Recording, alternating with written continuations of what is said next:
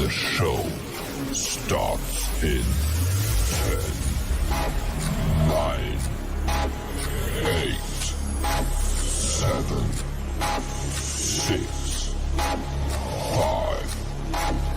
4, 3, 2, 1, go.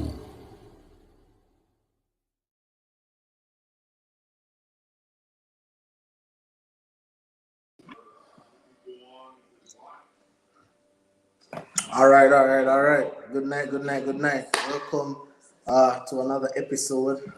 As you guys may have seen, we're going to conduct two chat-alongs today, really.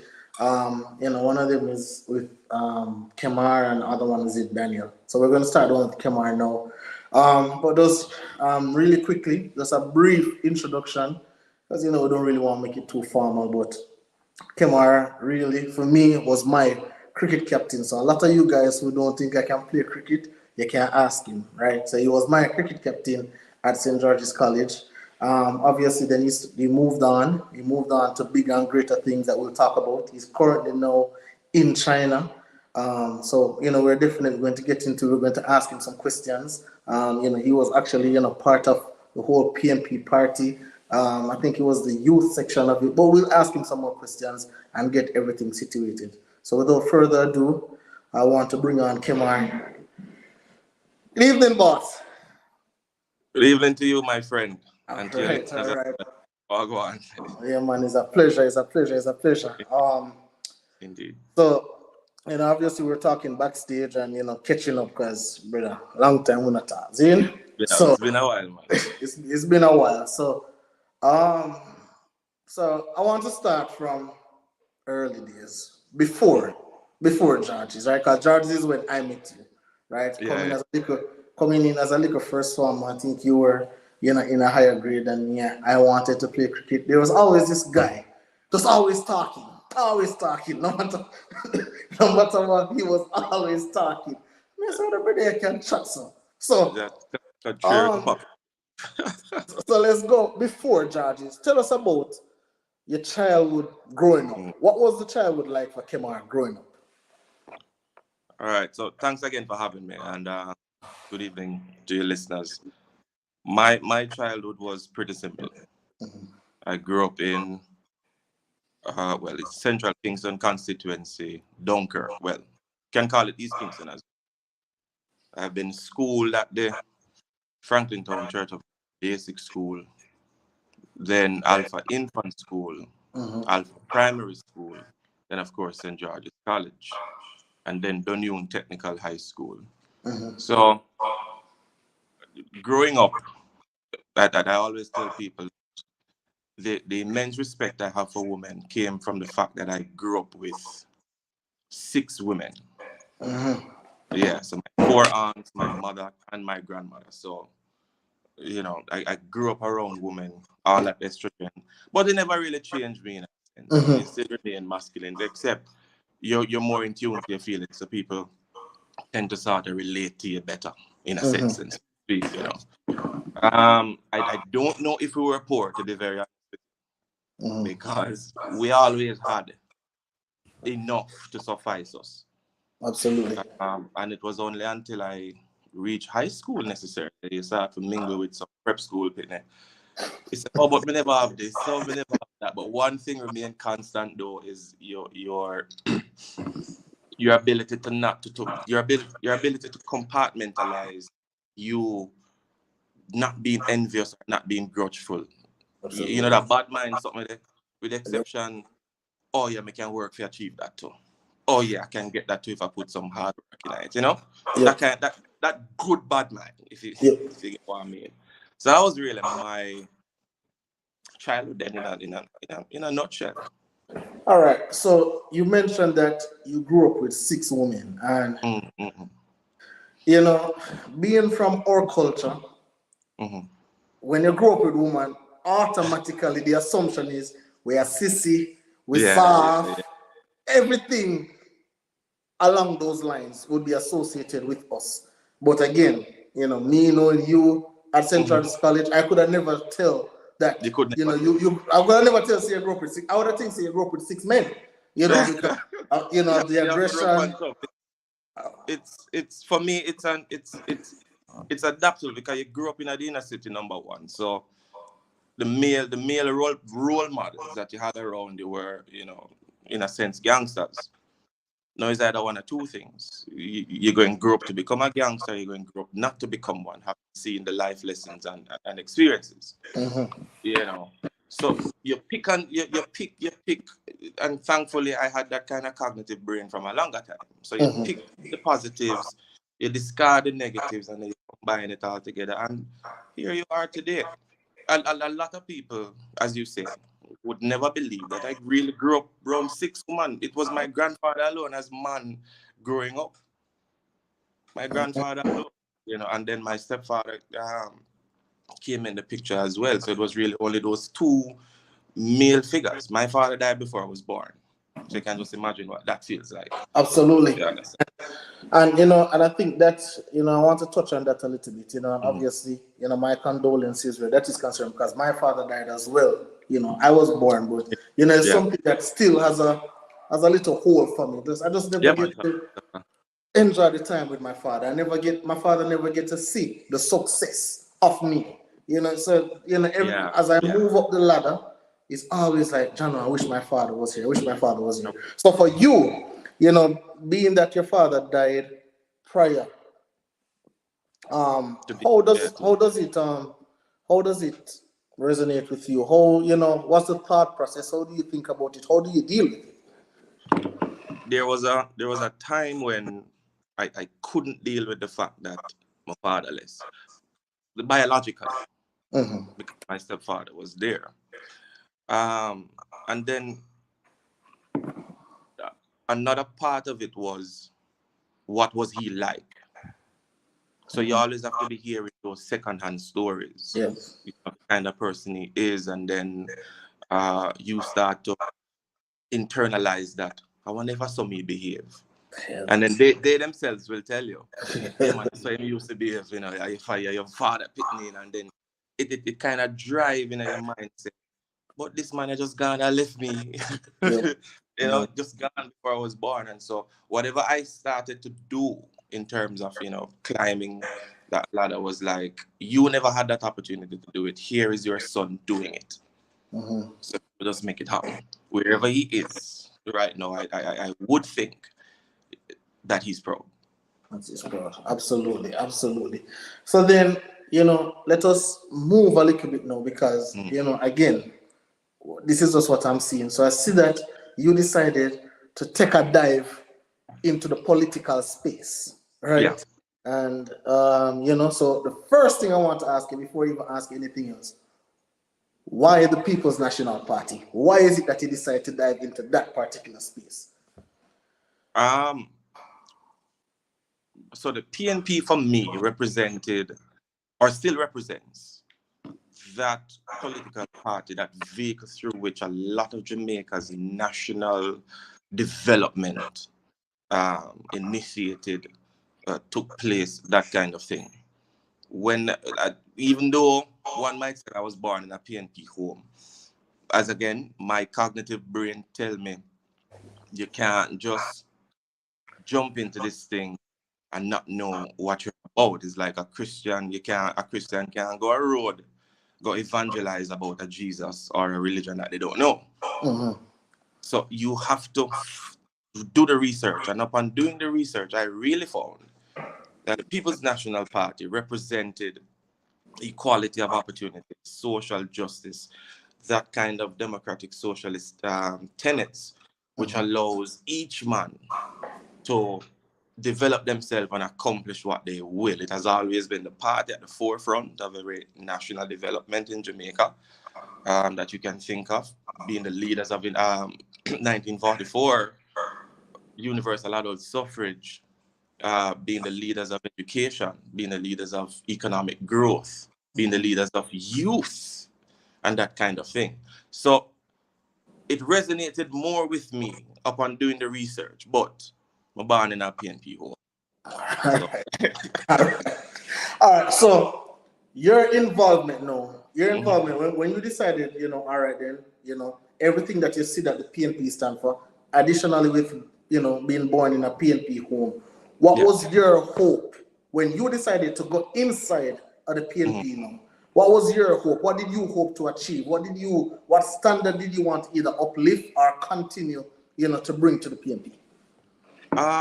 So as a youth leader, I've always tried to help my fellow young people develop themselves. And since recently, well, not recently, but a couple of years ago, I started an initiative where homes are concerned. I call it Home. Housing opportunities made easy for young professionals. That's So still that trying you're to saying get that, you're saying that you started that one? No, well, I'm still.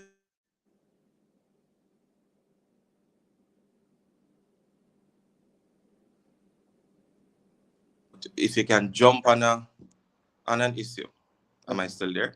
Yes, you're still here. Yes, man. Go on, talk, man. Oh, sorry. Yeah, if I can jump on an issue, then why not? But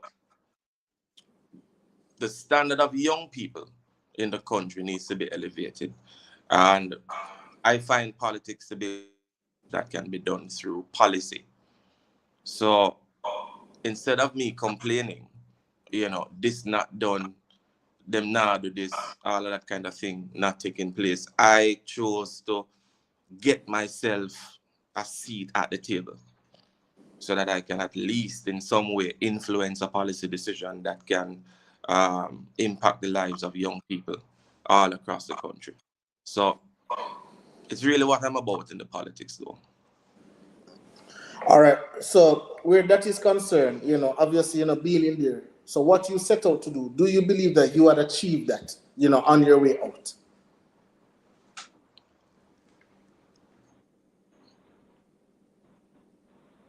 Still here? Yes, boss. Are you Yeah, man, hearing me? it kind of did chip out a while ago. Yeah, Oh, go ahead. my apologies. So I was saying that, as it relates to, what you set to accomplish there, upon leaving that particular space to where you are now, do you believe that you definitely accomplished that? I'll tell you something. In 2018, March of that year, I was selected to be a vice president of the YO in charge of regional integration. But before that, the 2017 year, I was sent to China on a political delegation. And arising from that delegation, I spoke to some leaders over here, and it's really one of the reasons why I'm here. But so I spoke to some of the leaders there, asked about some more scholarship opportunities for young people, and when I came back, we met with the ambassador to Jamaica from China at that time, and it was decided that we're going to be sending a couple of people on some 3-week courses in China. I think as a result of that, some over 60 young people have been sent to China for 3-week courses. So I think I'm on the way, but there's more work to be done. There's more work to be done. There's more work. All right. So let's segue a little bit because, again, you told us that, you grew up in a home with 6 women, right? So we're going to stick on that. And on Valentine's Day, I don't remember what year it was, right? I don't know what year it was, but there was, and you can tell us some more about it. Some company down in Jamaica had the grand idea for marrying a bunch of people all at once, right? So I wanted to tell us, what was the competition or what did you have to do in order to be in that grand wedding? And was it the fact that you grew up with 6 women why you decided, hey, I need to get married? Or was it more of a personal choice? All right. So that event was hosted by MSW Events, partnered with Lime. 15 couples. Well, so the call was sent out to write our stories how we met. And so we would have entered into a competition. The funny story is my wife and I at the time, we did not win initially. I think we came about 16, maybe 17, and then a couple dropped out, and then they called us one fateful afternoon, and So we were told that we were entered into this competition. Wow. The truth is, I met her in August of 2013, and by April 2014, I was proposed to her. So I figure more or less I knew what I wanted at the time. But so when we started planning a wedding, we found out that we were pregnant. Now, you grew up like I did and she did. We really never wanted to have a child outside of wedlock. So we were really even looking at going down to RGD to get this thing settled. You know? Mm-hmm. Then here comes the competition. So we got married on the 14th of February 2015. And our daughter was born the May of that same year. Okay. Yeah. And as you speak about your daughter, you know, there's a thing. Obviously, you didn't have, your dad for an extended period of time. You have a daughter now. You are away in China. You have this thing now that is being publicized about being a girl dad. So Yes. I want to ask you two questions, right? What is your favorite thing about being a quote unquote girl dad? And what is the biggest challenge? Because I know your daughter is growing now, so certain things you probably could have said, you get a little bit of back chat now, I'm sure, right? So I want you to tell me, what is obviously the most rewarding and what is the hardest? It might sound a little bit cliche, Kemar, but I feel like every bit of being a father for me is my favorite. Because if you come from where I'm coming from, just by somebody calling you father and having you to look at as a father is enough for me. Yep. Because I never had that, if you get what I mean. Yep. So, her adoration for me, the things that I'm able to do for her and with her are my favorite all-time moments. I can't pick and say, this one. Because if I should ever go down that line, I'm going to go through all of the 7 years of her existence right now. You get what I mean? Absolutely. For the other question, what was it again? What is the hardest thing? What is the most difficult thing about being a girl dad? Yeah. The difficulties is that you're raising a girl child in this present dispensation. And you have to take your background, her mother's background, you collide those together and then still try to parent in a modern way.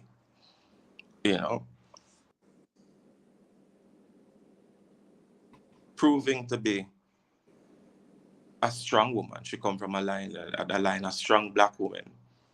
She's already proving to have her own mind. She lippy.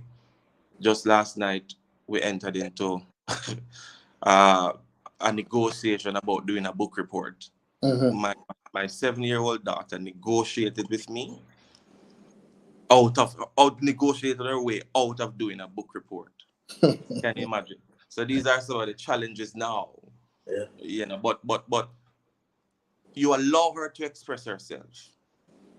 Because if you don't do that, you find that you're raising just another woman who going to come and allow men to walk over them. We don't want that. We don't want that. We want strong black women in the world today, as there are already. So she has had enough examples in her family, and I'm happy that she's having a lot of other examples outside of the family. So a question, right? Because on another episode, me and the guys were talking about, how do we shield our kids from, because I think there was a note that was out there where I guess he was 15 or 14, where he wrote a note that he's going to commit suicide because his girlfriend cheat on him, and his parents, his family don't love him, and so is it like an extra effort for you to continue to pour love? How do you, I know she's only 7, but when we were 7 and she's 7, two different 7, right? Two different 7. So how is it that you ensure that, hey, You know, I want her to be a child, enjoy her childhood, but I still make her alert and aware of certain situations. One of the things, even in my absence, one of the things her mother does is to take her, you know, like on spa dates and bring her to fancy hotels, that kind of thing. And I say, well, I don't ask. She voluntarily told me that these are some of the things that she's doing to get it into her mind that either one, you can do it for yourself. You're not going to be new to it when that time comes, and nobody can take you for idiot, you know, and promise you things that you yourself can give to yourself. So it is important as parents.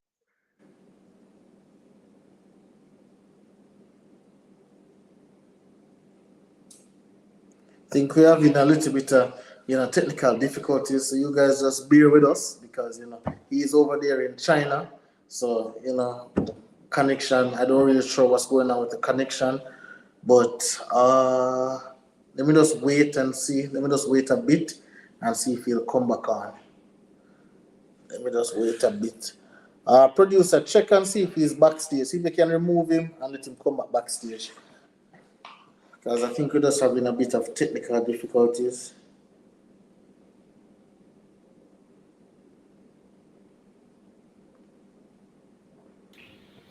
Don't know what's going on, fam. Yeah, man. I think it's probably the connection. I think Yeah, it's probably because the he kept on chipping out a Yeah, few man. times. I saw that he was chipping out, but you know,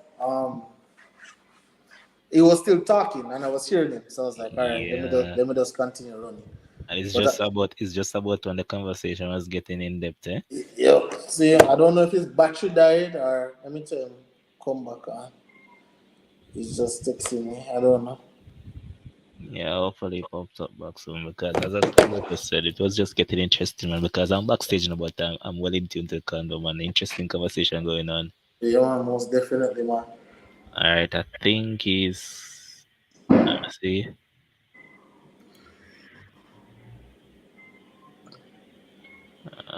No, he's not back as yet.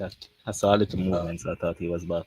Yeah, so he was saying that he wasn't hearing any sound.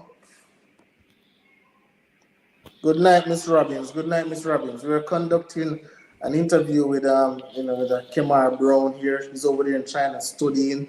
Hopes to be the Prime Minister of Jamaica in short order. Don't know how he's going to accomplish that, but that is his hopes. And we're getting into the conversation, and then he's over China. I don't know if China is snooping in and what. Oh, here we go. Here we go. I don't know if China So is yeah, snooping. I don't know if China's yeah, snooping in Simi, what's going on over here. so what China. about that? They're I strict think it's when a it comes phone out where it to certain started stuff. freezing up. Yeah, the phone was freezing up, but yeah. So you're hearing me well and everything, right? Yeah, man, I'm hearing it clearly. Perfect. So back to what we were saying, right? So we were saying that how do we, as men, you and our girl dad, how do we prepare our daughters to go out there in the world to understand, say, hey, if you talk to this person, must go for your lifetime. Must go how you Yeah. want it. How do we, and again, we have to balance it, because also we want to ensure that they enjoy their childhood and we don't grow them up too fast. Yeah. As a father, I think one of the most important questions we can ask ourselves, for both daughters and sons, but primarily because I'm the father of a daughter, is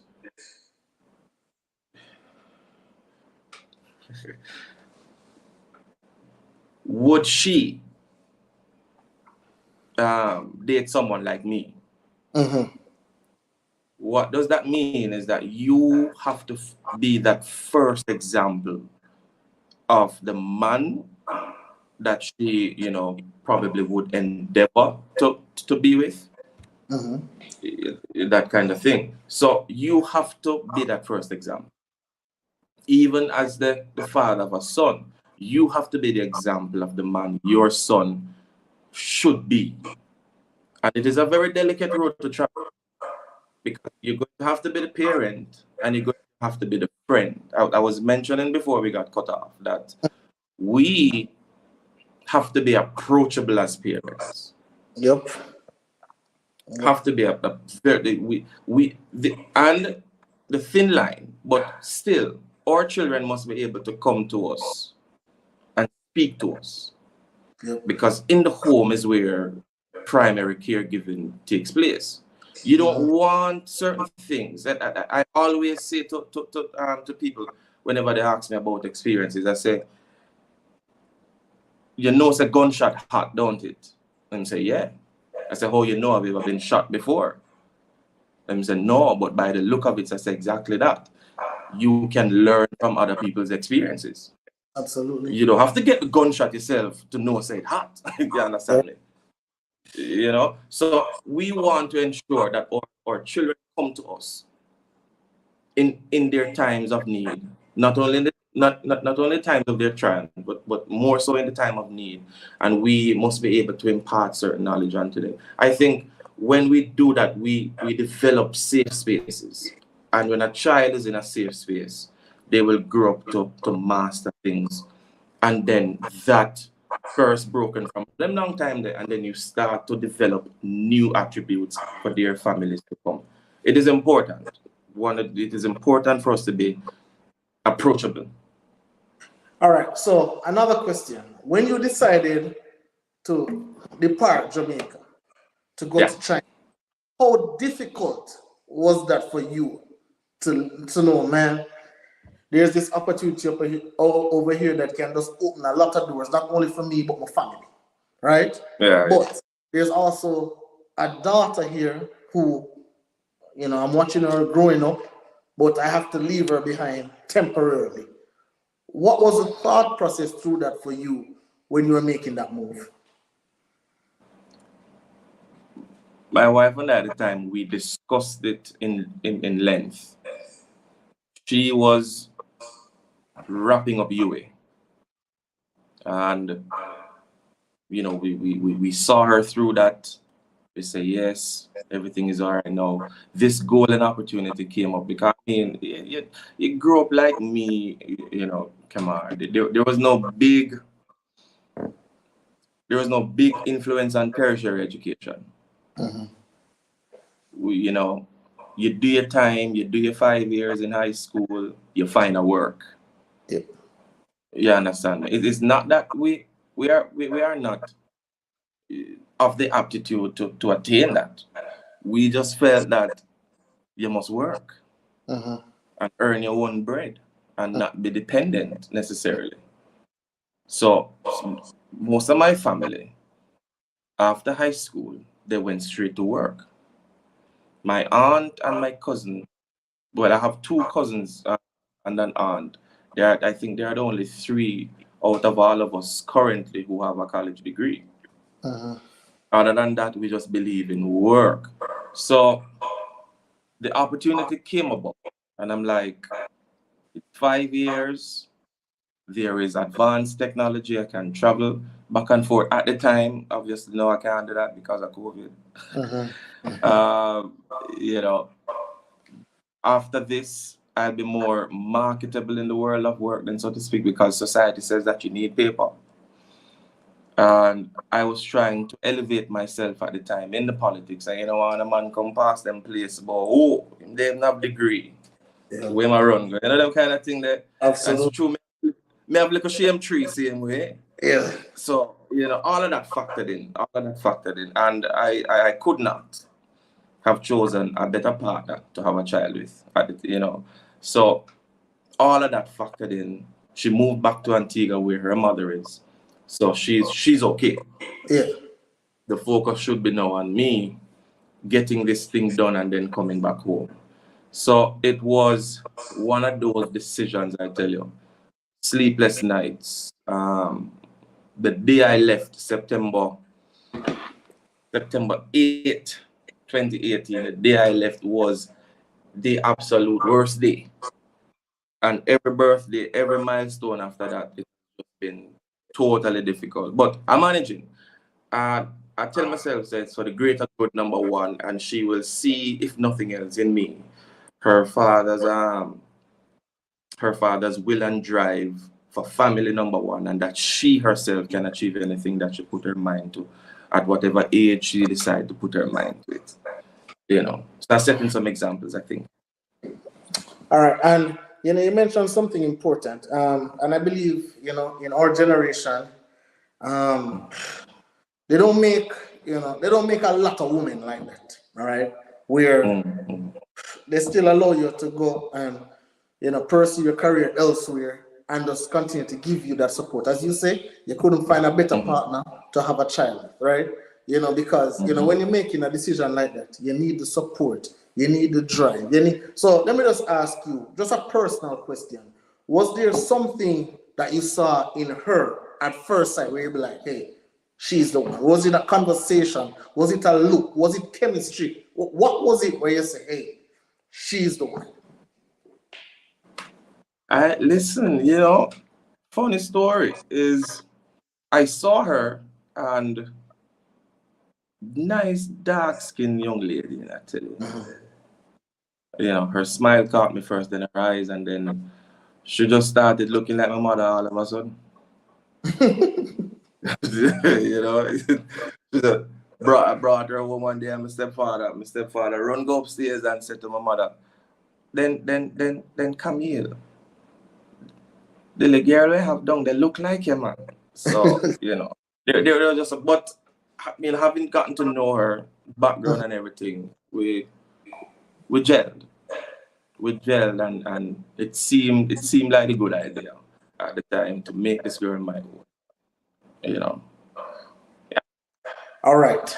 So now let us talk about China. So you're over there in China, and obviously, you know about the politics in Jamaica, and I'm sure you probably know about some political things in China. So I'd like to know, what is there anything that you would quote unquote learn from the political structure, how they do stuff in China, that you would ever bring back to Jamaica and implement in the Jamaican system? I think this is obviously this is the second podcast that I'm doing, and this question comes up. You guys actually wanna try to set me up, I see it clear as day. Let me tell you something. Yeah, obviously you mentioned it, that it is two different governance systems, two different political systems. One here is one party state controls. Our government system is bicameral in its legislature. But let me tell you, for me, how I look at it is that the Communist Party here was able to thrive because they did the work and are doing the work. What I mean by that, there is no opposition necessarily to programs and policies that they're going to be carried through. If them say a road I got built, that road is going to be built. If them develop a program and the program is working in the last 5 years, just know the program going to continue. We have in our jurisdiction a continuity issue. One party start a program, the next party come in office after 5 years or however many years, and then change the program, a working program, because they want their legacies to carry through. You see what I'm saying? So one of the things that I definitely bring back to Jamaica is a sense of continuity, whether or not administration changes in the country. If programs are working, if policies are working, keep those programs and policies, because at the end of the day, your employers, politicians, your employers are the people. Yep. And if the programs are working for the people who elect you, why are you going to change it for suit yourself? That don't make no sense. The Communist Party understands that, because out of a population of 1.4 billion people here, only 89 million people are members of the party. So they have to bear in mind that at any given day, the rest of the population can rise up against them.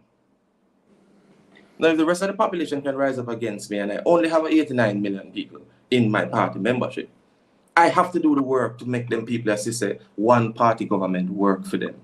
You know what I'm saying? Absolutely.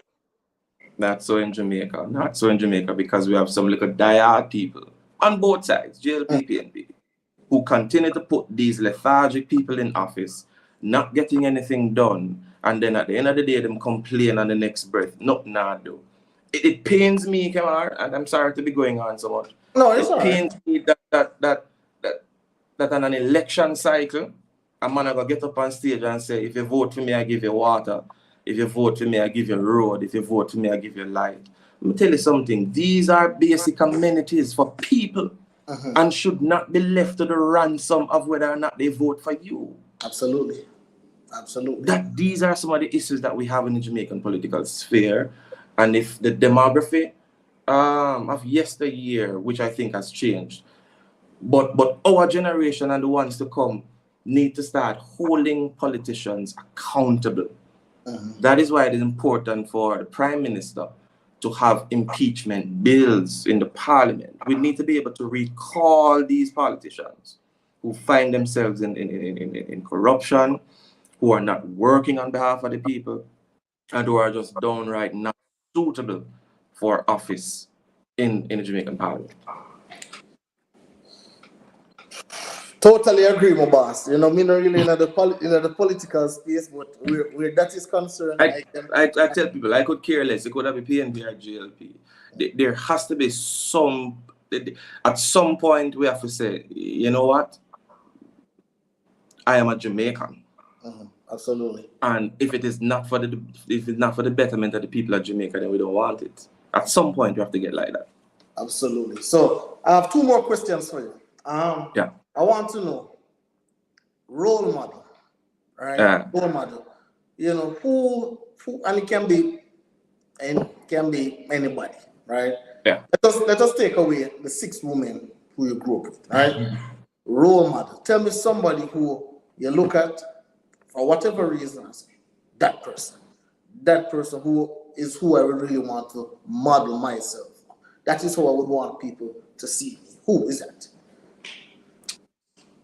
You know, up until the whole slapping incident at the Emmys, I've always saw a little bit of myself in Will Smith, to be very honest with you. His ability to reinvent himself. You know, the people person that he is, that jovial kind of guy who he is reclusive, yes, but that at the drop of a hat, he can be the life of the party.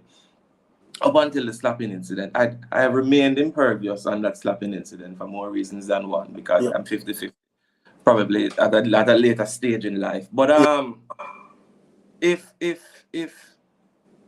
you said taking away my 6 ladies, I definitely look at my grandfather and again his ability to reinvent himself. My grandfather, born February 9th, 1944, has been the greatest man that I know.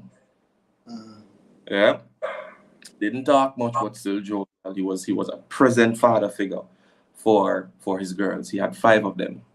Yeah, and he went about his business, again, always trying to reinvent himself. But the latest and greatest reinventing that he did, well, I don't even know if it's him, but God did, was when he got baptized in 2007 or 8, I think. This is a man who, cared his wife daily about church. Yeah, you will have church gate. Why you come home so late? Pastor dinner done cooking out. What this, Yeah. And he went to a funeral service and I don't know what the preacher said, but the preacher touched him heart. And he came home that day and it's like he's a totally different person. And then he went to church on Sunday and then it all fell into place from there. So, and it's like, I mean, I've always respected him, obviously. But the light that started to emit from him showed him into a different perspective, and I had a renewed respect and love for that man. He passed away in 2015, a month before that the big wedding. And it was just one of the hardest things to have dealt with at the time too, because this man should have been at the wedding. Listen, how you going dead? How you going dead before you say married? What is this? Yes, What sir. is this? But then them say after death came life, and so my my Kalia was born. So it was like a replacement, and then everything fell in place. But if ever there should be a role model, and so to speak, his life, his legacy would be something that I'm hoping to leave behind. Just being a family man, not staying, you know, them say a rolling stone gathers no moss. He was always on the move, you know, that kind of thing. I respect him for that. All right. So what's next? What's next for Kemar? You know, after you finish the degree, what's next? Because you know, a lot of persons are saying that, or people who I know who know you say, hey, you know, I think this guy can be the prime minister. So what's next? What's next for you? Are you No. Are you finished with the political space? Are you going to try something else? What's next? I am not finished with the politics. I feel like, for me, you know, it might be cliche to say, but I feel like it is a call. Yeah? Many people don't know that I was in the church. And it was the politics who really saved me. And that might be a story for another time. But the politics came at the right time. I can say, head held high. I've never done anything untoward to have achieved what I have achieved thus far. My integrity remains intact. Nobody can call me name on a skullduggery. You know, them kind of thing, that little cliche thing that them call politician name kind of thing. So when I said that politics saved me, it really did. And it's not no person or whatever. You know what I mean? Absolutely. So, yeah, so I feel like there's still some more work to be done. I don't know if I've ever harbored any thoughts of being prime minister, because I know what the process is like. It has to start from the party level. You know, it has to start from the internal workings of the party. It's not like the country vote for the prime minister necessarily. You know, they vote for the party, and the party which gets the majority, and their leader forms the gets to be prime minister. But what is next? There are a lot of opportunities that have been coming my way in the private sector, in various other sectors. I mean, so I wouldn't want to say go with the flow, because that can take you anywhere. Absolutely. You have to have a steadfastness about it. And my steadfastness is to one day walk down Duke Street, well, walk up, because if you walk down here, Labour right, and we can't take the problem for all of the PNP them on the page, but they must know what I mean. Yeah. So you walk up Duke Street as a member of Parliament, represented the people, well, not represented the people who sent me there to do some work on their behalf, and to at least try to show that there's a remnant of young people in the country on both sides of the house who are Jamaican to the core and are willing to do the work on behalf of Jamaicans. Other than that, I don't want it. So give me a time frame, because I will hold it to the You like time? Yes. You put me on the spot. No. 5 years? No, man. 5 years. Well, of course, it depending on the election cycle, obviously. So I think because I only have 2 semesters here left, so I'll be coming home sometime next year, God's willing. And so I'm just gonna be making myself available. Okay, makes sense. Gonna be making myself available, you know, getting out there again, championing the cause of the people, you know, because as I said, I want to be at the seat of decision making. Me can't be the person, come on, where me see something I go on, me not like it, and then you complain about it. Try to make the change. Absolutely. Try to make the change. Yeah. Absolutely.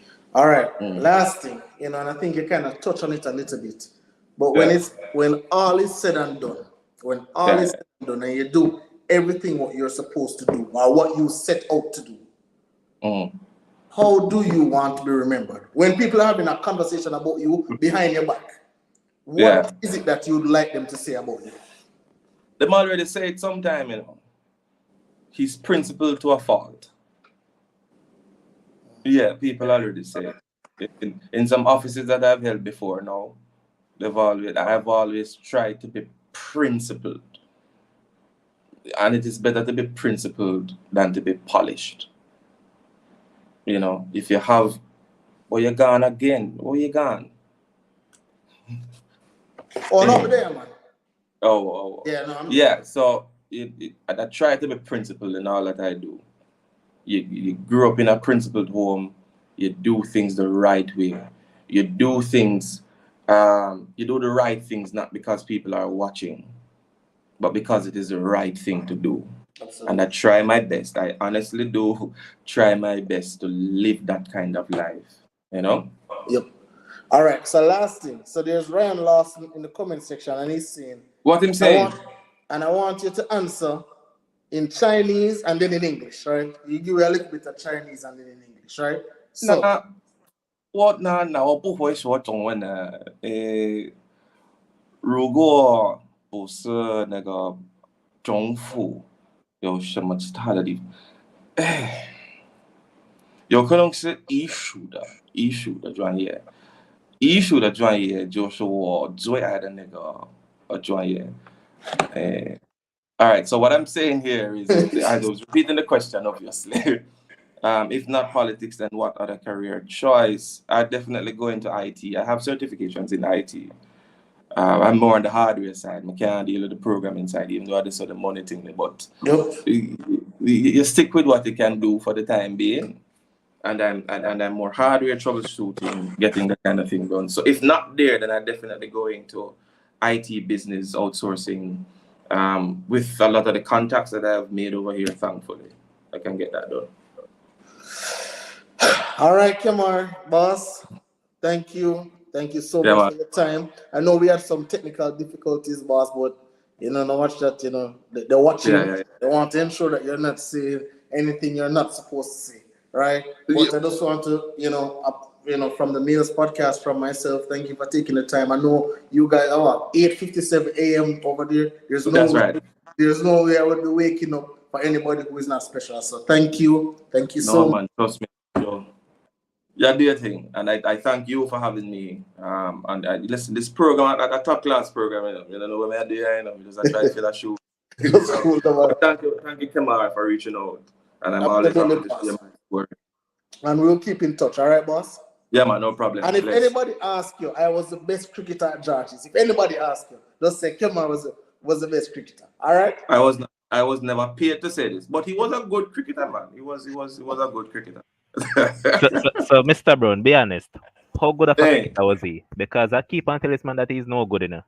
I will actually, as a captain, you have to assess the talent that is around at the time, and compared to the talent that we had, he was right up there. And, hey, you tell them, say, thing they used to play. You and thing they used to, but 4 and 5 sometime. Oh, that Webby? No, man, not Webby, man. Governor. Oh, yeah, Governor. That blow. Yeah, tell them, say, you rotted, watch Adlam. I can't forget the Dunwood match I came. The Dunwood match after my plan for make a 50 and pop style pan Georges. Say, man catch me for 2 runs out that shot extra and nearly dead to rotted. We just pack up my shoes and go over because we couldn't manage this. Yeah, Adlam. That boy Adlam came. But it was a good shot, Kemar. Very good. Absolutely, boss.